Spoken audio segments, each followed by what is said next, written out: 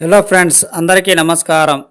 Telugu life story వింటున్న ప్రతి ఒక్కరికి మనస్ఫూర్తిగా థ్యాంక్ యూ సో మచ్. అలాగే విశ్వానికి కృతజ్ఞతలు. మనీ మంత్ర సబ్జెక్ట్ 2. పూర్వజన్మ కృత పుణ్యానం పశుం పత్నిం ఆలయం. సుతగత జన్మ కర్మాలను బట్టి పైవాన్ని లభిస్తాయని కర్మం సిద్ధాంతం చెప్పబడింది. మరి వీటిలో డబ్బు సంపద గురించి చెప్పలేదే? అందుకనే మీరు పైవాటిని దృష్టిలో పెట్టుకుని డబ్బు సంగతి మర్చిపోయారు. అందుకే పేదరికం, డబ్బులేనితనాన్ని అనుభవిస్తున్నారు. ఇక నుండి పైవాటిని మరచి కేవలం డబ్బు గురించి మాత్రమే ఆలోచించండి. శాస్త్ర పురాణాలు ధర్మం అయిన యుగాలు కలలనుగుణంగా మారుతాయి. వాటిని పట్టుకొని వేలాడే ప్రయత్నం చెయ్యకండి. కాలానుగుణంగా మీ ఆలోచనలు మార్చే ప్రయత్నం చెయ్యండి. కళకనుగుణంగా మీ ఆలోచనలు మార్చే ప్రయత్నం చెయ్యండి. ఇది కలియుగం. కలియుగ నీతి డబ్బే ప్రధానం. 7 కొండల వాడికి వరహస్వామి ఉచితంగా స్థలము ఇవ్వలేదు. అంటే కలియుగ ప్రారంభంలోనే డబ్బు యొక్క ప్రాధాన్యతను స్వామి మనకు తెలియజేశాడు. ఎందుకంటే అతను ఈ యుగం వాడే.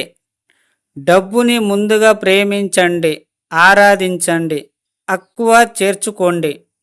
ఇక నుండి ప్రతిక్షణం మీ జీవితాన్ని డబ్బుతో ముడిపెట్టండి. వీలైనంత డబ్బు గురించి మాట్లాడండి. ధనవంతులతోనే స్నేహం చేయండి. ధనవంతుల గురించి వినండి, చదవండి, చూడండి.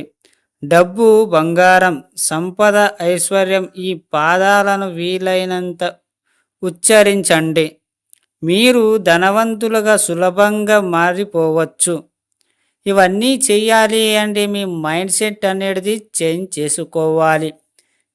నువ్వు ఉన్న పరిసరం ఏమిటి, నువ్వు ఉన్న సొసైటీ ఎలా ఉంది అనేది నీకు నాలెడ్జ్ అలాగే ఉంటుంది.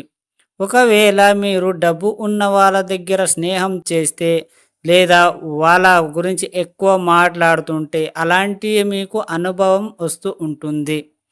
మీరు ఎవరితోనో స్నేహం చేస్తారో అదే ఆలోచన మీకు వస్తుంది.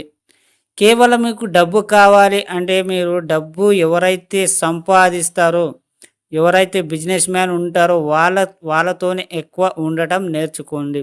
అది డబ్బు కావాలి అన్నప్పుడు. ఎందుకంటే వాళ్ళ నుంచి మనం ఎన్నో కొత్త కొత్త ఆలోచనలు మనం నేర్చుకుంటాం.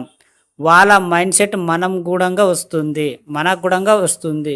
నీ జీవితం మార్చుకోవాలి అంటే నీ చేతుల్లోనే ఉంది. ఎవరి చేతుల్లోనూ లేదు, అలాగే ఏ దేవుడి చేతుల్లోనే లేదు. నువ్వు ప్రయత్నం చెయ్యకుండా నీ జీవితం ఎప్పటికీ మారదు. ఇది గుర్తుపెట్టుకోండి. మీరు పేదరికంలా ఉండాలనుకుంటున్నావా లేదా డబ్బుగా ఆదర్శంగా లేదా కోటేశ్వరుడిగా ఉండాలి అనుకుంటున్నావా అనేది నీ మైండ్ సెట్లో ఉంది. నువ్వు ఉండే క్యారెక్టర్, బిహేవియర్లో ఉంది. నువ్వు నడుచుకునే ప్రవర్తనలో కూడా ఉంది. ఇవన్నీ ఒకటే.